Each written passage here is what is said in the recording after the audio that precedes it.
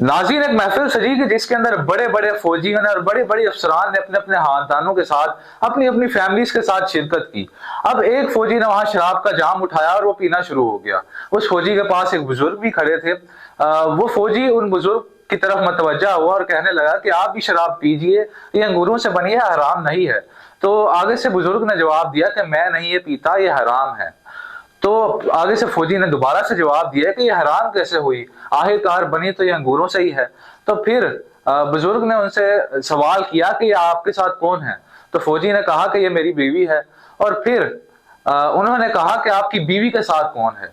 तो फौजी ने कहा यह मेरी बेटी है।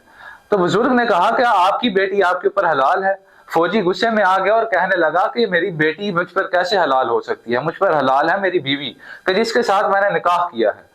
तो आगे से बुजुर्ग ने जवाब दिया, जी हाँ, ये आपकी बेटी है और इसको अल्लाह ताला ने आप पर हराम किया है।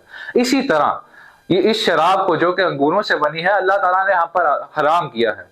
इसीलिए अल्लाह ताला के आगे अपनी अकल को झुकाना पड़ता है। हमारी अकल का पैमाना अल्लाह ताला के फैसलों से बड़ा नहीं हो सकता।